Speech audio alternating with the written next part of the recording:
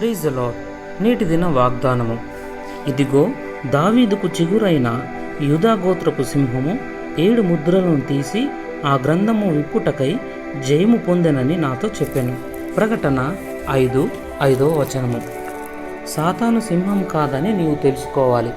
సింహంలా ఉన్నట్లు వాడు నటిస్తాడు గనుక నీవు వాడికి భయపడవద్దు. వాడి తంత్రాలు బలహీనులై పిరికి క్రైస్తవులపై మాత్రమే పనిచేస్తాయి. దేవుని యందు బలపడిన క్రైస్తవులకు దయ్యపు తంత్రాలను ఎలా ఎదుర్కోవాలో వారికి తెలుసు. వాడి సామర్థ్యం ఎంతో అల్పమైందని, వాడి తంత్రాలు ఎంత బలంగా వీరిపై ఉపయోగిస్తే అంత బలంగాను వీరు కదలని సియోను కొండ వలె స్థిరంగా కదలని వారుగా ఉంటారని వారికి తెలుసు. యేసుక్రీస్తు యూదా గోత్రపు సింహం. మరణం యొక్కయు పాతాళం యొక్కయు తాళపు చెవులు నా స్వాధీనంలో ఉన్నవి. ఆయన దగ్గరే ఉంది.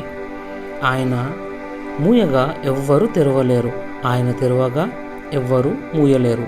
స్నేహితులారా, అంతటి శక్తివంతమైన సింహం మనలో ఉండి మనల్ని నడిపిస్తున్నాడు. మనకింకేం కావాలి? నీవెందుకు బాధపడతావు? నిన్ను నీవెందుకు కించపరుచుకుంటావు? ఇది సత్యమని నీవు ఒప్పుకున్నప్పుడు సింహంలా నటించేవాడు దయ్యం నీకు ఏ హాని చేయలేడు. ప్రార్థన. యేసు ప్రభువా, యూదా సింహమా, నీవు నాతో ఉన్నంత వరకు కష్టమైన నష్టమైన దేనికి భయపడను. నీవు జయమొందిన వాడివి. నీ ప్రక్కనే నేను ఉన్నాను.